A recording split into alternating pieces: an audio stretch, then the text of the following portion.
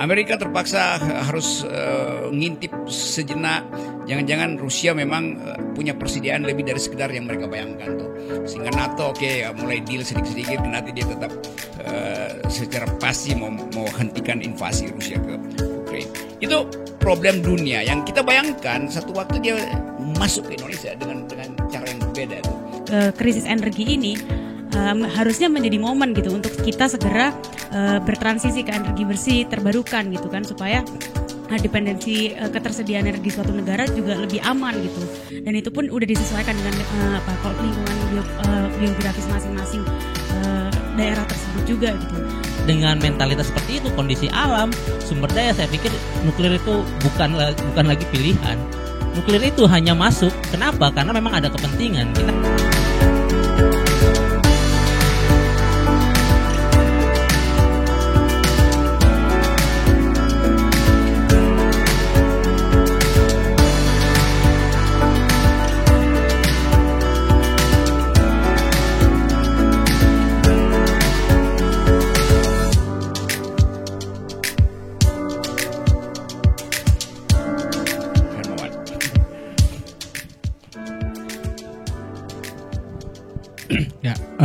Ini ya, mengutip itu Mahatma Gandhi sempat mengatakan bahwa dunia ini, alam ini tidak akan pernah kurang untuk menghidupi seluruh manusia dan makhluk yang ada, tetapi tidak akan pernah cukup untuk kerakusan atau keserakahan.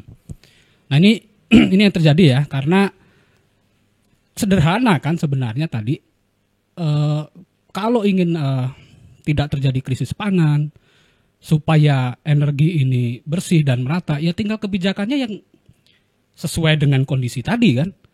Tetapi masalahnya yang memimpin negara ini ataupun pemerintah ini mau tidak, kan itu nomor satu. Nggak mau ada yang mengendalikan.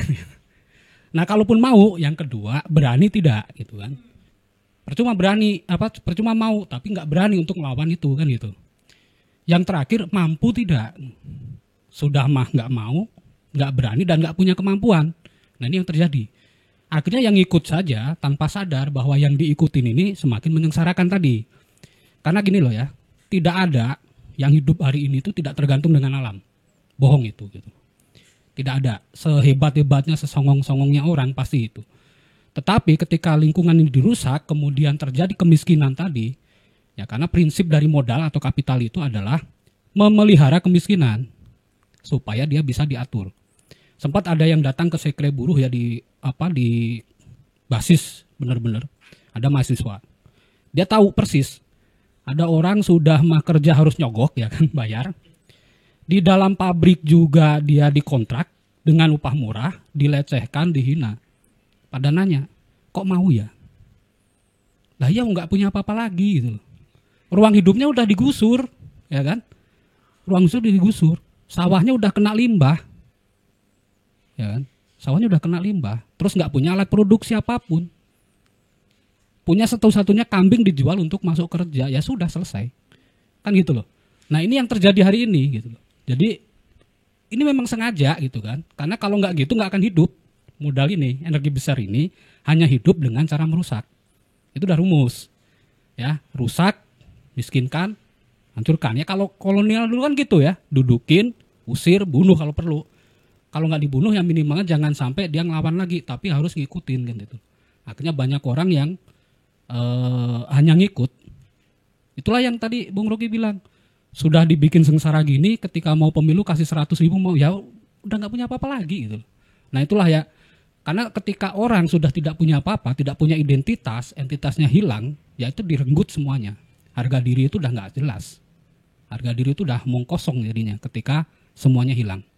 Itu yang terjadi hari ini. Makanya itu tadi masih banyak orang mau mengikuti gitu. Ya kita lawan dengan aturan. Nah, aturan udah dikendalikan kan gitu loh. Kita harap kehadiran negara. Dan negara datang dengan pistol. Ketika kita protes, negara datangnya dengan polisi tentara yang mau kayak itu. Lah terus apa lagi gitu. Ya makanya empowering tadi lebih tepat. Bagaimana orang-orang korban ini ataupun yang diproletarkan tadi ataupun dimiskin tadi ya bersatu, membuat kekuatan tersendiri sampai kemudian bisa merubah itu semua gitu loh. Mungkin itu. Iya, pada akhirnya kita berpikir tentang tadi radical break itu kan, memutuskan secara radikal rantai eksploitasi ini. Tapi kemudian oke, kita tunda sebentar pembicaraan itu. Saya mau ke Zoom, ada yang di Zoom yang mau bertanya atau beri pandangan? Silakan.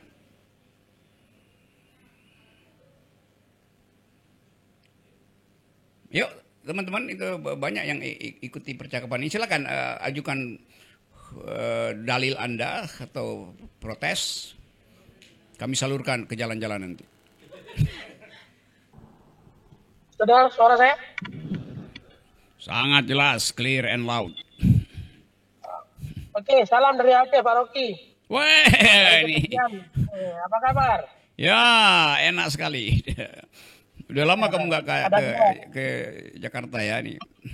Ini dulu kombatan nih teman saya ini. Iya. Kemudian jadi lawyer, jadi akademisi, sekarang lagi selesaiin S3 tadi. Oke, silakan.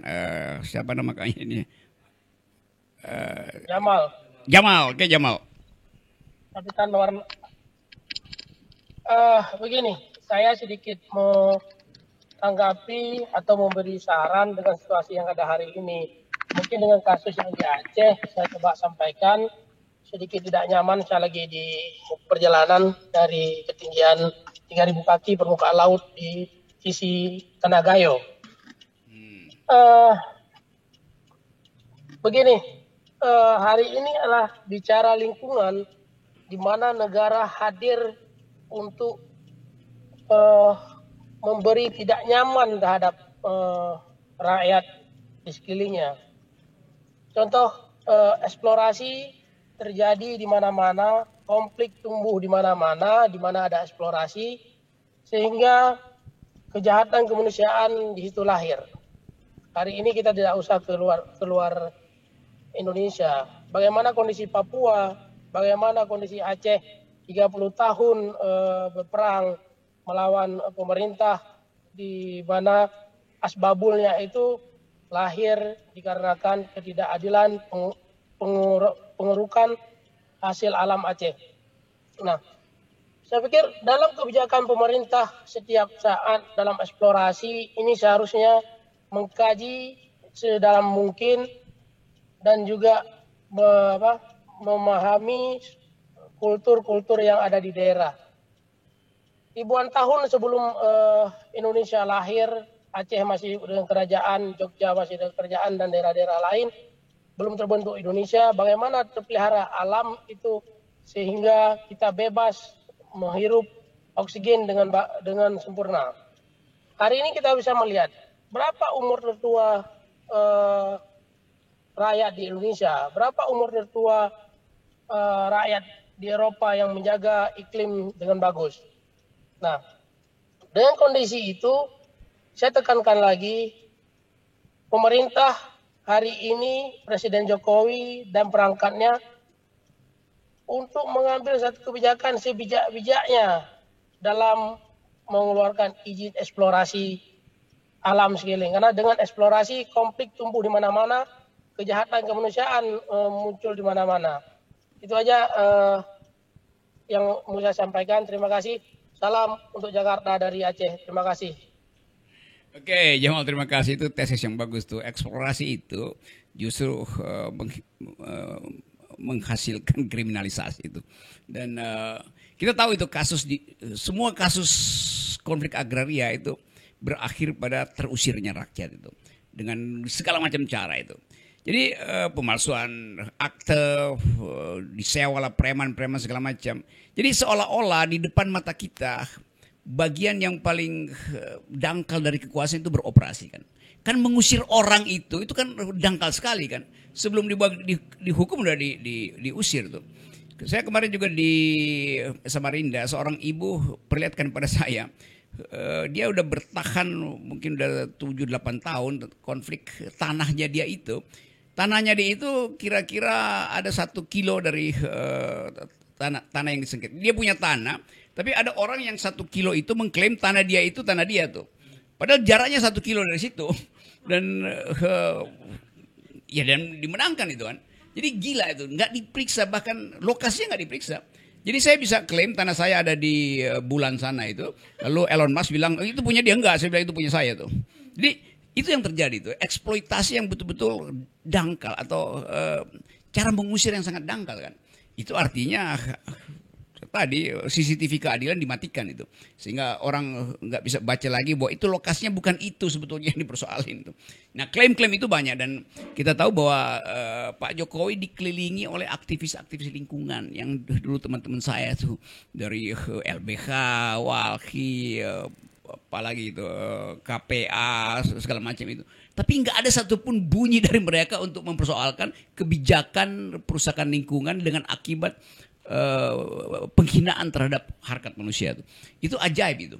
Di dalam istana teman-teman ini yang datang dari tradisi social justice justru begitu ketemu dengan para pemodal dia langsung bisu tuh, nggak bisa ngomong tuh. Kan ajaib kan? Kalau di luar ngoceh-ngoceh tuh sebelum tapi begitu masuk. Padahal dulu kita dorong mereka ini masuk ke istana, lakukan perubahan paradigma di situ. Tapi akhirnya dia cari suaka di situ kan. Itu ajaibnya tuh. Dit coba. Udah jebakan Kasper nih pertanyaan. Ya ini dilematis ya kalau kita berbicara tentang sebuah sistem yang ada di negara ini. Bahkan orang-orang yang dulu dikenal baik dan kita usahakan misalnya untuk menjadi baik atau merubah yang buruk di dalam, akhirnya malah jadi buruk. Artinya memang sebenarnya ini sebuah sistem yang sudah tidak bisa diselamatkan kalau menurut saya. Sistem yang memang sebegitu kuat dan mengakar, bahkan kekuatan-kekuatan atau apa ya, elemen-elemen yang kecil ini jelas bukan lawannya ya. Nah, pertanyaannya adalah apakah kemudian kita akan terus-menerus mengamini sistem yang buruk ini, yang punya perangkat yang juga sangat buruk dan diaplikasikan secara buruk kalau kata mengutipnya Mas Hermawan. Prosesnya sangat ilegal. Lalu apakah kita akan terus mengamini atau mengikuti proses yang ilegal ini gitu loh, lewat jalan-jalan yang legal. Nah ini kan sebuah pertanyaan besar ya ketika kita berbicara mengenai bagaimana membentuk sebuah tadi teman-teman buruh, teman-teman lingkungan, teman-teman mahasiswa dan ibu-ibu tentunya misalnya bersatu dan mungkin mereka lah yang harus menelurkan sistem yang paling cocok buat mereka. Ini mungkin terdengar utopis ya, tapi saya pikir dengan kenyataan dan realitas yang begitu menyakitkan ini harus direalisasikan lewat modalitas yang mungkin kecil-kecil dulu gitu loh. Modalitas yang mungkin bisa diaplikasikan dalam skala yang kecil, tapi ketika skala ini bisa diduplikasi, bisa menghadirkan bukan sekedar alternatif tapi semangat tanding. Saya pikir negara yang selama ini mengeksploitasi kita itu pun akan balik kemudian memikirkan kita, tidak datang lagi dengan senjata mungkin ya, tapi mereka datang dengan, karena ini berbicara tentang konstituen. Dan saya sangat sepakat sistem yang buruk ini, termasuk kalau kita ngomongin sistem yang buruk dalam konteks energi misalnya, bahwa sekarang kan energi didominasi oleh korporasi besar. Begitu juga ketika kita berbicara transisi energi ke depannya juga akan didominasi oleh korporasi besar. Nah sistem ini yang harus kita lawan, bagaimana masyarakat mampu mengelola dan menentukan energinya versi mereka. Energi yang memang bisa diterima atau lahir dari keresahan ibu-ibu di dapur misalnya, dari kawan-kawan pekerja di pabrik, dari mahasiswa di kampus, dan dari ya mungkin masyarakat-masyarakat lainnya. Jadi itulah yang ingin harapannya ke depannya, bahwa energi yang semacam itu, sistem yang semacam itu yang kemudian bisa menjadi tandingan dari sistem yang sudah buruk ini. Sudah bukan saatnya lagi sih kalau menurut saya kita mencoba memperbaiki sistem dari dalam, karena berkali-kali terbukti gagal misalnya kan. Ya kita bukan keledai yang jatuh pada lubang yang sama, dan saya pikir ini adalah titik balik kita untuk membuat sistem versi kita sendiri. Gitu mungkin Bung. Ya itu setiap kali saya ngomong di universitas itu tetap aja ada kalangan konservatif yang meragukan itu. Ngapain sih kita mesti demo? Kan nanti toh setelah pemilu ada presiden baru ya. Lalu dia berharap lagi itu. Padahal harapan yang diasuransikan pada sistem yang sama kan itu agak konyol kan. Dulu waktu ini terjadi pemikiran semacam ini di Eropa dulu diakumulasi orang yang namanya Herbert Marcuse itu, yang seorang Frankfurt School yang berupaya untuk cari jalan karena menganggap bahwa itu teori perjuangan kelas itu udah kurang masuk akal di Eropa. Kan dulu yang kita sebut Marxisme Eropa itu dia lain versi dengan Soviet Marxisme itu. Di Eropa orang diajarkan untuk force of the better argument. Jadi parlemen itu jadi kuat justru memperkuat parlemen lebih bagus daripada turun ke jalan. Karena orang Eropa anggap rasionalitas manusia bisa menemukan jalan keluar itu. Sehingga ditundalah sejauh mungkin pertarungan class struggle. Karena pada waktu itu tahun-tahun 60-an tuh komunisme Soviet Rusia itu yang tadinya dilulukan oleh akademisi Eropa dan Amerika yang disebut gerakan New Left dulu kan, kiri baru itu adalah persekutuan antara para pemikir filosofi dengan aktivis politik kiri itu.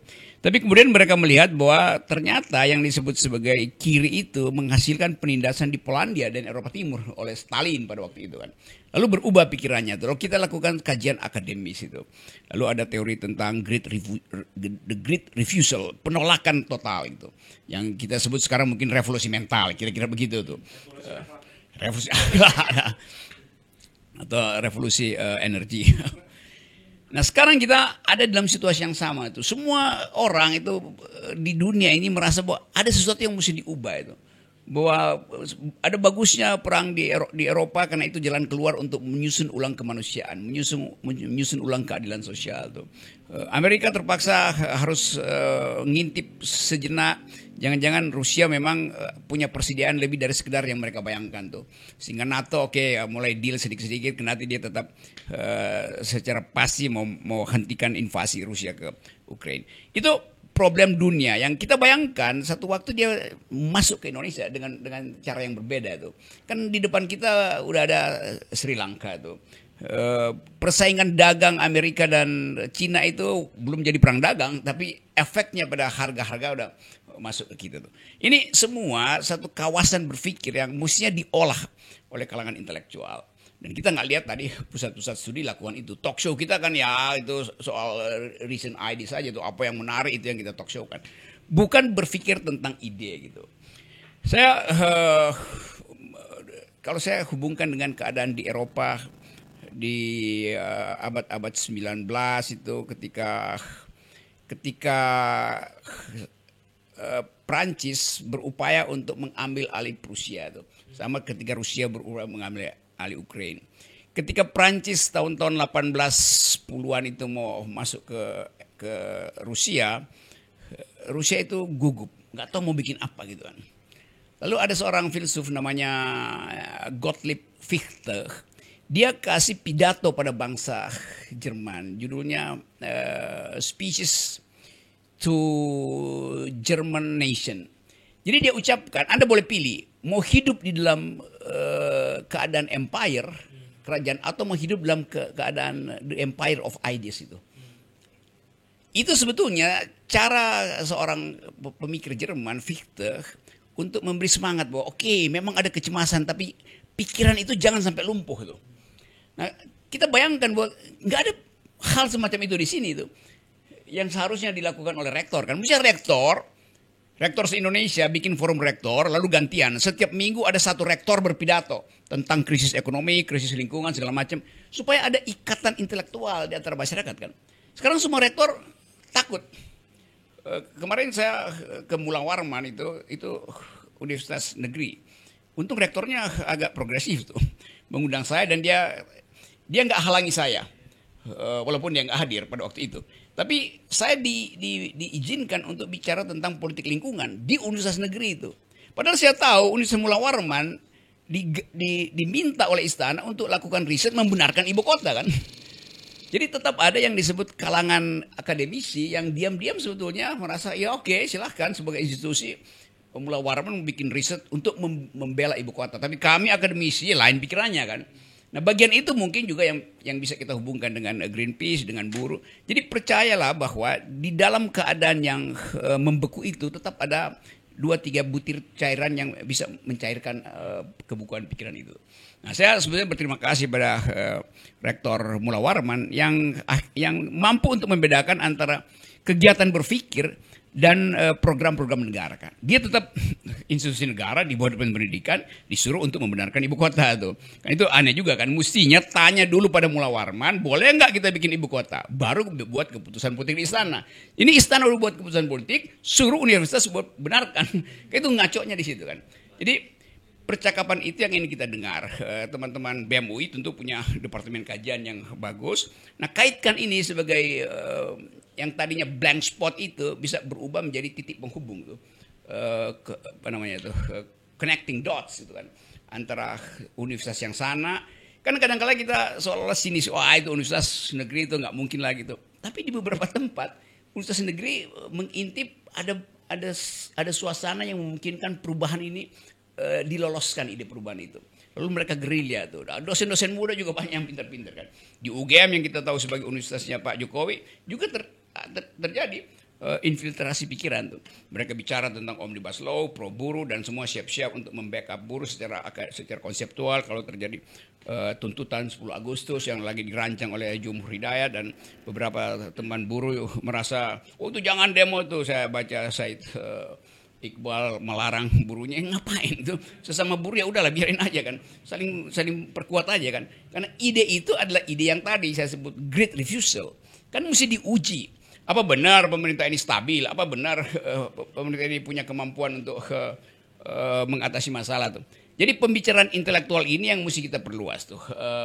Mira, coba sejauh mana ide ini bisa dilahirkan bersama antara kampus dan kalangan yang lebih luas masyarakat sipil, terutama buruh itu. Karena sering dianggap bahwa buruh itu kan segmented isunya tuh. Kalau kampus itu idenya besar. Padahal sebetulnya ini satu paket, itu perubahan. Iya, Bang Rocky. Iya, menarik sih sebenarnya kalau misalnya disuruh connecting the dots tadi ya. Rasanya tuh pemerintah kalau misalnya menyelesaikan masalah tuh selalu jawabannya adalah kebalikannya gitu. Misal tadi komitmennya kan harusnya masalah transisi energi gini. Misalnya tadi kan jawabannya ya krisis energi ini harusnya menjadi momen gitu untuk kita segera bertransisi ke energi bersih terbarukan gitu kan, supaya dependensi ketersediaan energi suatu negara juga lebih aman gitu, dan itu pun udah disesuaikan dengan lingkungan geografis masing-masing daerah tersebut juga gitu. Terus misal tadi masalah pro buruh gitu, bilangnya komitmennya pro buruh tapi akhirnya menghadirkan Omnibus Law gitu kan, yang akhirnya menyakiti para buruh, para perempuan juga gitu, mama di dapur gitu yang tadi sampai bersuara dengan lantang gitu ya. Dan di sini pun dan tadi baru tahu juga gitu ya, ketika Universitas Mula Warman baru disuruh untuk istilahnya bener-benerin aja gitu, membuat dalih gitu bahwa memang IKN itu ya udah sebaiknya dilakukan aja. Sepakat sih ya, makanya rektor-rektornya nggak mau menemukan ini mengumpulkan kita semua gitu kan, karena ya takut gitu kalau misalnya kita ini mungkin yang bersuara gitu untuk melawan mereka gitu. Akhirnya ya udah, betulan kita baru tadi malam kayak kita ketemuan sama BEM Universitas Mula Warman, diskusi juga perihal IKN ini gitu. Jadi kita sama-sama tadi malam baru tadi malam gitu ya, kayak kita berdiskusi gitu perihal IKN ini gitu. Ternyata mereka pun juga sedang mengkaji dan kita BEM UI pun juga sedang mengkaji itu gitu, dan ini lagi dalam proses dan dari BEM Universitas Mula Warman pun itu kan sebagai yang memang memiliki concern di lingkungan juga tuh, ternyata BEM-nya juga lagi mengkaji itu, dan mungkin nantinya ya mungkin mahasiswa-mahasiswanya akan berlawanan atau dengan pihak rektornya atau segala macam, kurang tahu ya, kita lihat kita pantau bareng-bareng lah di ke depannya seperti apa. Cuma bisa dipastikan gitu bahwa dari kalangan mahasiswa pun juga sedang mengkaji dengan serius gitu perihal IKN ini gitu, meskipun ya memang sudah udah hampir jalan aja gitu ya istilahnya, udah hampir pasti terjadi, tapi di sini kita coba istilahnya mengelompokkan lah apa aja ada dampak yang bakalan terjadi segala macam, untuk setidaknya kita bisa berusaha mungkin ya meminimalisir meskipun udah pasti rusak, tapi di sini kita meminimalisir kerusakan itu gitu di balik IKN itu tadi. Itu sih mungkin. Oke, ya kenapa harus merasa bahwa itu mungkin terjadi kalau kita lihat seluruh kapasitas anggaran ya itu pasti berantakan. Jadi sebaiknya kita ajukan proposisi pesimistis saja dari awal itu karena perpanjangan perang juga itu pasti berantakan. Tetapi memang ambisinya yang nggak akan berhenti itu ambisi presiden untuk meninggalkan legacy kan itu intinya kan. Nah, karena itu presiden pasti akan cari calon presiden baru yang akan meneruskan idenya itu dengan konsekuensi anggaran akan disedot ke situ juga. Jadi kalau kita bicara sustainability of sustainable development, ide sustainability itu justru yang mesti kita pertanyakan. Sustain nggak the idea of sustainability development itu? Kalau pewarisan dari Jokowi itu ke orang yang sama juga yang nggak ngerti etika lingkungan kan itu intinya kan. Nah itu terkait dengan pertanyaan dari Husni tadi, ini bunyinya di Zoom tadi. Bagaimana kita menyadarkan diri kita sendiri tentang sifat-sifat antroposentrisme? Karena banyak orang membanggakan bahwa alam adalah milik manusia. Tuh. Ini soal yang dibicarakan di dalam environmental ethics atau filosofi. Saya coba bantu jawabkan aja. Memang itu seolah-olah dunia sekarang menganggap kan alam itu disediakan buat manusia. Oke, tapi tadi diterangkan tadi oleh Hermawan bahwa Gandhi juga menganggap begitu. Tetapi tidak boleh melampaui batas kemampuan alam untuk memulihkan dirinya tuh. Nah sekarang yang disebut antroposentrisme itu kepentingan manusia itu berubah menjadi dalam istilah geologi antroposin itu. Antroposen, tulisnya antroposene tulisnya. Artinya daya rusak manusia itu udah melampaui daya rusak alam sebetulnya tuh. Jadi berubah dari antroposentrisme ke antroposen. Nah itu bahayanya sebetulnya. Di dalam teori filsafat hukum, filsafat politik itu selalu ada doktrin, misalnya dalam ilmu ekonomi ada doktrin Pareto optimum itu atau Lockean proviso. Pada waktu itu abad-abad 17-18 ya memang itu belum dibicarakan, tapi para pemikir termasuk Adam Smith juga yang bapak ilmu ekonomi mengajukan dalil yang meminta kita untuk hati-hati dengan cara berpikir eksploitatif itu tuh. Wealth of nation tentu pasti akan menghasilkan eksploitasi. Tapi Adam Smith kasih pengukur yaitu moral sentiment itu intinya tuh. Demikian John Locke juga yang dianggap mempromosikan individualisme, kuras saja sesuka-sukanya tuh demi kebebasan manusia untuk mengolah alam. John Locke juga kasih semacam aturan bahwa Anda boleh kuras itu, tapi Anda harus tinggalkan hal yang sama yang boleh dikuras orang lain kan. Jadi secara logis dia bilang nggak mungkin Anda berhak buat kuras itu karena itu di situ ada orang lain tuh. Agama juga kasih poin yang sama itu kan, bahwa di dalam hak Anda ada kewajiban Anda untuk meninggalkan bentuk kualitas yang sama itu. Itu yang kemudian dipakai oleh ilmu lingkungan untuk mengatakan bahwa oke, air bersih yang mengalir ke pabrik Anda boleh pakai, tapi yang keluar dari pabrik harus bersih dengan air yang sana kan. Kalau enggak kena yang disebut liability itu, strict liability kan. Jadi sebetulnya hukum lingkungan itu dimaksudkan untuk memuliakan alam. Nah karena itu AMDAL harus dibaca sebagai bagian dari hukum lingkungan, bukan oleh hukum publik yang dipakai untuk kepentingan big data segala macam kan. Jadi itu intinya tuh. Nah kita mau hentikan antroposentrisme ini dengan satu aturan bahwa kemampuan alam untuk memperbaiki dirinya jangan dirusak atau jangan diganggu oleh janji-janji ekonomi bahwa externalities itu bisa diasuransikan pada perhitungan anggaran. Nggak begitu tuh. Jadi kita masuk dalam pembicaraan yang biasa disebut radikal ekologi itu. Nah ini sebetulnya satu poin yang udah kita pernah bahas panjang lebar di dalam sesi sebelumnya di BWM. Jadi Anda bisa ikuti di situ, saya kasih kuliah panjang tentang itu. Tapi ini bagus sekali diingatkan lagi oleh Husni sehingga kita ingin kembali untuk menganggap bahwa bukan cuma manusia yang berhak atas kehidupan, tapi juga hak pohon untuk tetap hijau, hak batu untuk tidak jadi fondasi IKN, hak burung untuk berkicau di Kalimantan Timur itu. Jadi soal-soal semacam itu, hak cacing untuk tetap bertengger di akar-akar cemara itu sebetulnya semua keindahan yang kalau kita bikinkan puisi itu batin kita jadi lega. Tapi begitu kita habis baca puisi, kita bertemu dengan kebijakan pemerintah yang juga memotong pohon segala macam. Kira-kira begitu tuh. Yuli. Ya. Komentar apa aja tentang keadaan sekarang? Nah, ya ini kalau bicara tentang lingkungan hidup ya, kita juga sekarang pertanyaannya adalah siapa yang hidup? Yang hidup di alam ini kan bukan cuma manusia, yaitu tadi saya setuju bahwa pohon juga berhak hidup. Batu pun juga berhak menjadi batu dan sebagainya. Jadi kita harus memperhatikan keseimbangan alam gitu. Ketika kita mengeksploitasi berlebihan, efeknya sebenarnya yaitu tadi efek buruknya juga buruk sekali untuk manusia yang ada di alam tersebut, di lingkungan tersebut. Nah, tadi kayak seperti Bang Tata mention tentang bagaimana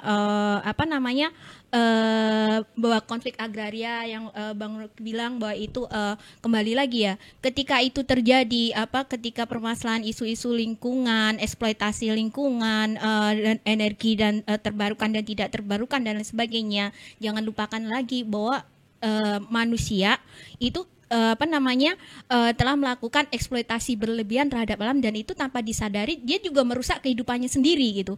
Karena efek dari kerusakan lingkungan ini bukan hanya terhadap lingkungan aja, terhadap diri sendiri tanpa disadari. Dengan adanya kerusakan lingkungan itu, kembali lagi ini bicara kepada perempuan, pekerja dan lain sebagainya ya, bahwa efeknya dari konflik agraria, perebutan tanah yang kemudian memicu migrasi. Karena apa? Karena banyak masyarakat warga Indonesia itu tidak bisa tinggal di lingkungannya sendiri. Yang semulanya petani, karena ada eksploitasi lingkungan, kemudian ada perubahan iklim dan cuaca, hasil pertaniannya pun menjadi buruk, nggak memuaskan lagi, dan mereka tidak bisa bergantung lagi terhadap pencarian sehari-hari mereka yang sebenarnya bertani. Kemudian dengan nelayan yang awalnya mereka bergantung dari lautan, kan katanya lagunya itu ada ditanam tongkat bahwa Indonesia itu kolam susu kayak gitu. Nah, faktanya ini kayak yang terjadi di wilayah Jakarta di Kampung Nelayan ya, yang banyak banget lingkungannya dirusak dengan pengurukan itu ya. Itu mereka terdampak kenaikan BBM ya, yang awalnya mereka curhat itu waktu saya berkegiatan di sana atas nama KPRI kayak gitu, berdialog dengan para nelayan yang ada di Kampung Dadap. Nah, di situ mereka efek dari itu, mereka sekarang tergusur dan terancam tidak memiliki lahan untuk hidup. Sementara lahan yang mereka tinggali sekarang sudah rusak. Mereka bahkan yang tinggal di perairan ya, di dekat air pun harus beli. Nah, kemudian untuk penghasilan sehari-hari mereka terdampak oleh kenaikan BBM juga. Bagaimana mereka awalnya bisa membeli solar 1 liter 2 liter, kemudian mengambil ikan, kemudian dibawa pulang dan itu sudah menghasilkan. Ternyata itu jauh dari itu, maka mereka memilih tidak melaut. Karena apa? Karena mereka tidak cukup modal untuk membeli solar akibat kenaikan BBM. Kemudian ketika mencari ikan belum tentu dapat ikan karena ikannya udah rusak oleh efek dari lingkungan hidup itu tadi. Jadi bagaimana sekarang ketika kita bicara tentang lingkungan hidup itu ternyata jauh lebih complicated, karena kita kembali kepada tentang kehidupan manusia sehari-hari itu bagaimana begitu terdampak sekali. Dan seperti pertanyaan dari Pak Husni tadi, bagaimana memberikan kesadaran kepada manusia sendiri bahwa memang alam ada untuk manusia, lingkungan itu ada untuk dimanfaatkan oleh manusia. Tapi kembali lagi, jika lingkungan itu rusak, apa yang bisa dimanfaatkan oleh manusia? Jadi manusia harus mulai saling menyadarkan, dimulai dari diri sendiri tentang arti pentingnya menjaga lingkungan hidup di sekitarnya. Karena itu kalau terlambat udah enggak. Segini contohnya ketika kami berkegiatan untuk ketahanan pangan di wilayah Jakarta di perkotaan. Nah, di situ kita melakukan program urban farming, mengajari ibu-ibu bagaimana pentingnya untuk bertanam di lahan terbatas yang ada di rumahnya untuk ketahanan pangan keluarga. Misalkan 1 pohon cabai itu sudah membantu ekonomi dan pemberdayaan ibu-ibu untuk ketahanan pangan keluarga. Tapi ternyata ketika mereka menanam untuk mencari matahari aja nggak ada.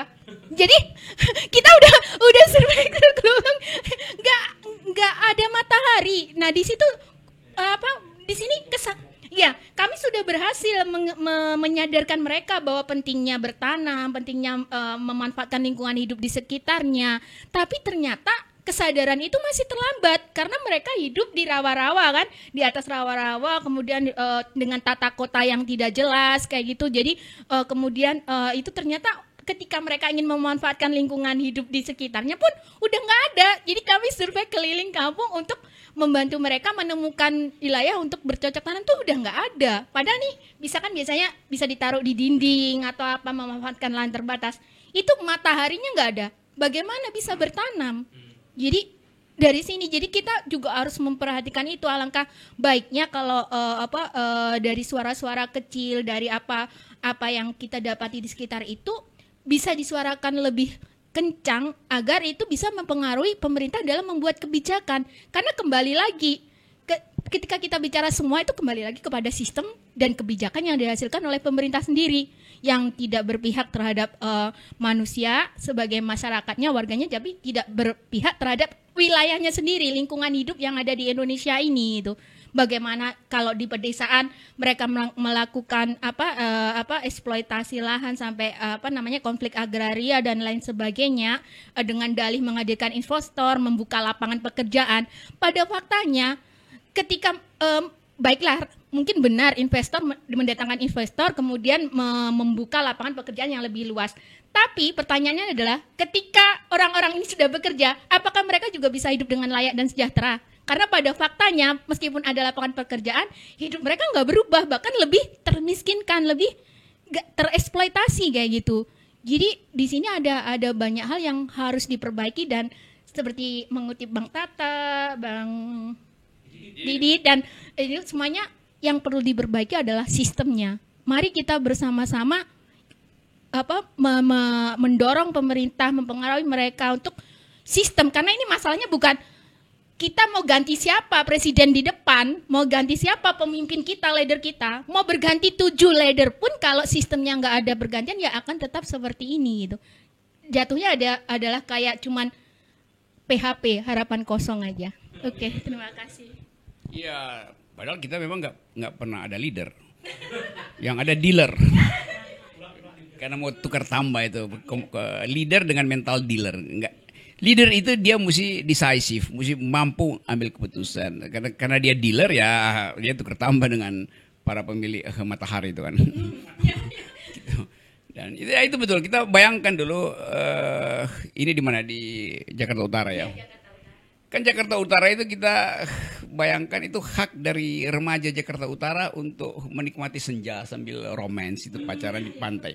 Sekarang nggak bisa, buat nikmati senja dia mesti beli tiket Ancol itu kan.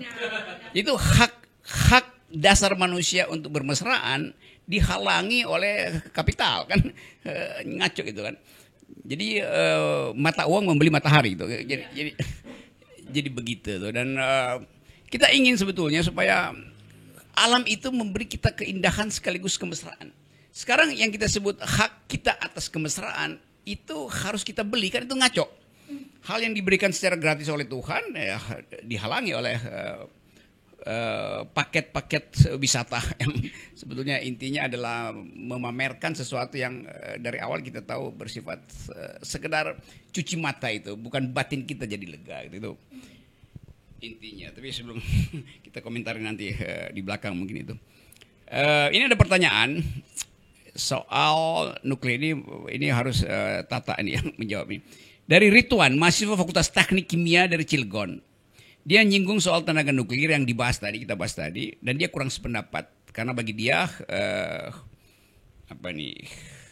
dari segi bahan bakar yang diproses dan pembakaran tentu dipertimbangkan juga heating value, ketersediaan, efektivitas, efisiensi, hasil dan limbah. Saya kira intinya dia masih mempertimbangkan nuklir itu bersih itu dan sustainability-nya terjamin segala macam. Nah, kita mau tahu apa poin kampanye dari Greenpeace soal nuklir sebagai alternatif energi itu. Tata, Didit, oke.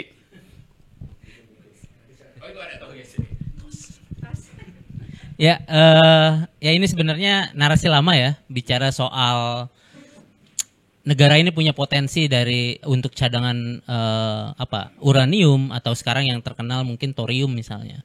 Tapi dari beberapa penelitian misalnya yang dilakukan oleh pemerintah sendiri seperti uranium kita cuma punya cadangan sekitar 25 ribu ton, yang artinya itu nggak kurang dari 5 tahun kalau kita gunakan. Oke, jadi ketersediaan misalnya. Lalu kalau kita berbicara tentang sekarang teknologinya sudah berubah. Pertanyaannya adalah teknologi yang berubah, teknologi yang seperti apa? Teknologi yang paling maju misalnya kita lihat kejadiannya seperti yang terjadi di Fukushima misalnya. Apa yang terjadi di sana? Mereka bahkan ketika merancang PLTN Fukushima, mereka sudah mempersiapkan bahwasannya PLTN ini akan sanggup menahan gempa 7 skala Richter. Apa yang terjadi di Fukushima? 9,1 skala Richter.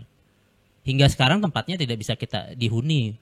Hanya 15% berdasarkan penelitian Greenpeace yang berhasil dinetralkan dari dampak radiasi yang terjadi di sana misalnya. Dan itu butuh ratusan tahun mungkin untuk bisa kembali normal. Pertanyaannya, dengan kondisi geografis yang sama persis seperti di Indonesia misalnya, Jepang, ya kita ada di atas Ring of Fire, di atas rangkaian pegunungan yang sangat aktif, yang mengisyaratkan potensi gempa itu akan bisa terjadi kapan saja dan di mana saja dengan skala sebesar apapun itu mungkin terjadi. Jadi narasi bahwasannya teknologi tersebut kemudian jauh lebih aman karena sudah ada teknologi yang terbaru itu jelas terbantahkan karena memang sampai saat ini belum ada. Bahkan di tahun 2000 berapa ya? 2 atau 3 tahun yang lalu, Batan sendiri di perumahannya itu mengalami kebocoran radiasi.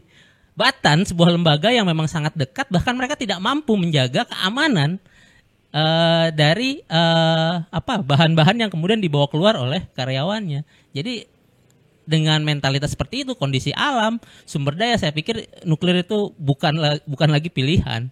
Nuklir itu hanya masuk. Kenapa? Karena memang ada kepentingan bisnis mungkin di sana, seperti itu. Silakan Kang Tata mau nambahin. Ya, pada dasarnya kan kita tidak boleh menghindari masalah ya, kita sebagai manusia, sebagai bangsa. Tapi kalau kita pakai nuklir itu mencari masalah, dan kira-kira begitu. Jadi nuklir itu teman-teman semua itu harganya sekarang dari sisi bank itu mahal sekali. Jadi mahal sehingga negara-negara pun enggan kan untuk memakai nuklir sekarang. Nah, yang jelas-jelas kalau kita bicara penggantinya, bukan penggantinya malah ya alternatif gitu. Sekarang ada energi yang jelas-jelas bersih, aman seperti energi matahari. Tentu tadi harus dengan tata kelola yang baik, tidak dikuasai oligarki, terus dari hulu ke hilir menggunakan ekonomi sirkular. Nah, itu yang kenapa sih kita cari masalah tadi? Sementara solusinya sudah ada, yaitu energi bersih dan terbarukan, data pemerintah, bukan data swasta, yaitu jauh lebih dari cukup buat kita semua. Energi bersih dan terbarukan ini seperti matahari untuk Indonesia, untuk kita kembangkan daripada kita tiba-tiba cari masalah. Oke, Ridwan, itu jawaban serius dari kita itu bahwa ya memang secara teknis, ilmu teknik mungkin Anda di laboratorium bikin kalkulasi yang probabilitasnya dimungkinkan itu. Tapi probability itu bisa dihitung, yang nggak bisa dihitung possibility itu, antara probability dan possibilities. Possibilities itu anything goes itu, dan itu yang kita hindari sebetulnya. Secara statistik oke, ada probabilitas, tapi kayak tadi itu di Jepang itu akhirnya probabilitasnya dikalahkan oleh possibility itu, dan itu yang tadi belum bisa ada ilmunya tuh. Gempa itu bisa tiba-tiba diproyeksi 7, ternyata dia naik 9. Justru karena kita proyeksi 7, alam bilang oke, kita coba di 9 ya gitu ya. Jadi berantakan itu. Nah, juga tadi itu agak ajaib bahwa di tempat ahli-ahli nuklir justru terjadi kebocoran radiasi. Itu sama dengan di tempat perumahan para polisi terjadi kejahatan antar polisi. Sama aja itu sebenarnya, absurd juga tuh. Oke, masih ada pertanyaan di Zoom? Oke, saya kira cukup lengkap kita bicara dari soal teknis lingkungan, regulasi, dan strategic issue. Tadi kita udah omong tentang potensi Indonesia terjebak di dalam kemacetan program energi terbarukan karena ada perang di Eropa, tapi juga karena kebijakan di dalam negeri yang masih dikendalikan oleh 1, 2, 3 pemain energi lama itu. Jadi itu intinya itu. Dan saya kira cukup banyak kita bicara. Terakhir mungkin siapa yang mau kasih atau komentar-komentar pendek. Saya mulai dari teman-teman buruh melihat masa depan Indonesia dari perspektif kegagalan memproyeksikan hak terhadap energi. Hermawan. Ya, sekali lagi bahwa kegagalan negara ini ataupun pemerintah dalam untuk merespon kejadian yang sesuatu yang terjadi hari ini jangan menjadi pikiran lagi bagi kita, udah tinggalkan saja. Tapi bagaimana kita lebih fokus untuk memperkuat lagi di tataran kita sendiri ya untuk itu, karena tidak ada harapan lah untuk mengharap dari pemerintah hari ini. Terima kasih. Itu tadi bukan patah semangat, tapi ingin ada semangat lain itu. Ya mungkin kalau misalnya dari aku ya, tentu kami sangat serius gitu ya menanti pertanggungjawaban gitu ya dari pemerintah gitu ya, agar disegerakan gitu ya, dalam konteks ini memang disegerakan gitu transisi energinya, karena ketidaktanggungjawaban kalian sekarang itu kita yang akan bayar di masa depan nanti gitu. Aku dan Tidak bertanggung-jawaban kalian sekarang. Nah ya. Ya mungkin ya diulang berarti. Kita Oh gitu ya. Berarti sekarang Bung Rocky dulu ya Bung ya. Ya itu jadi tentu gitu ya, kayak kami sangat menantikan itu karena ya nggak mati muda ya, tentu ya. Jadi harapannya di umur yang panjang nanti pun ketika aku dan teman-teman seumuran juga udara bersih masih ada. Kita masih bisa menikmati matahari tanpa bayar tiket Ancol ataupun apapun itu gitu ya. Jadi tolong disegerakanlah tanggung jawab dan komitmennya. Oke. Yuk, Yuli. Kalau saya sih lebih kayak gini, semua isu yang kita bicarakan hari ini itu adalah bukan cuma irisan, tapi ini adalah isu bersama. Sudah saatnya kalau kita tidak bisa berharap terhadap pemerintah, kepada siapa lagi kita berharap? Tentunya masyarakat sendiri. Mari kita bergandeng tangan, bersatu untuk fokus terhadap isu ini, dan mari kita bergerak bersama. Tanpa perlu membedakan ini akademisi, ini mahasiswa, ini buruh, ini peneliti atau apapun itu. Ketika kalian sudah merasa tidak bisa berharap terhadap pemerintah lagi, mari kita wujudkan harapan kita bersama. Oke? Terima kasih. Keren nih. Iya. Sudah ketahuan nih calon-calon oratornya kan. Ya kalau dari kami ya krisis energi saat ini jelas dampaknya di depan mata, ada di pekarangan kita, dan kita yang akan menjadi korbannya. Krisis ini terjadi bukan ya jelas-jelas krisis ini terjadi jelas-jelas karena sistem yang gagal ya, dan sistem yang gagal ini juga dioperasikan oleh orang-orang yang juga nggak kompeten kalau ngomong dibilang gagal. Akhirnya apa? Akhirnya ya balik lagi hanya kepada kita lah kita bisa berharap dengan persatuan itu kita bisa mendorong supaya demokratisasi energi itu bisa terjadi di negeri ini. Hadirnya demokratisasi energi akan mendorong demokratisasi sektor-sektor yang lainnya, dan tentu masa depan yang lebih baik buat kita semua. Ya, ternyata dari diskusi kita sumber masalah dan solusi itu sama ya, dari sistem, dan sistem ini kemudian melahirkan pemimpin, pengambil kebijakan, lalu kemudian persoalannya dan solusinya akan bersumber pada yang sama. Itu kenapa demokrasi energi yang merupakan paket lengkap ya dari transisi energi itu tidak mungkin tercapai tanpa demokrasi politik gitu. Itu ya saya kira, sehingga memang perubahan 0%, dan itu kan sebenarnya kita belajar dari PSSI ya. PSSI sistemnya sudah nggak benar kan pembinaan sepak bola, lalu mereka mengusulkan naturalisasi, bahkan pelatih timnas pun mengusulkan naturalisasi. Nah kita juga perlu naturalisasi, tapi bukan dari luar negeri, tapi dari rakyat ya. Solusi pemimpin yang datang dari rakyat perlu kita dorong ke depan, dan tentu dengan perubahan sistem di awal ya. Oke, teman-teman, hal yang teoritis bisa kita terangkan di kampus, di dalam ruang kelas. Tapi hal yang politik harus kita perjuangkan, itu intinya. Jadi tidak ada demokratisasi energi atau hak keadilan pada energi kalau politik tidak dibuat adil dari awal. Dan saya kira mahasiswa juga kan banyak kalangan yang merasa apa yang bisa kita buat gitu kan. Toh nggak ada gunanya, oligarki masih kuat, presiden masih punya grip pada beberapa partai politik. Itu membuat kita pesimis. Padahal kita mesti percaya bahwa kita mampu melakukan perubahan itu dengan kapasitas masing-masing.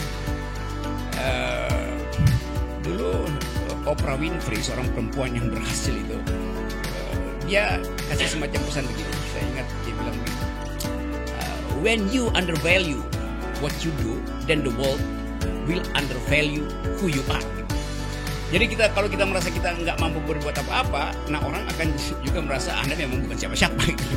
Nah kita ingin halangi itu bahwa kita adalah siapa-siapa. Kita menuntut hak atas kehidupan yang bersih di masa depan. Terima kasih. Assalamualaikum. Saya Rocky Gerung, asisten yang ditugaskan untuk memimpin diskusi ini oleh BWM dan Greenpeace. Dan kita inginkan agar supaya pembicaraan semacam ini tiba di tempat-tempat pembuatan kebijakan. Kalau dia nggak mau berubah, kita akan lakukan LBP, Liga Boykot Pemilu. Terima kasih. Sampai jumpa.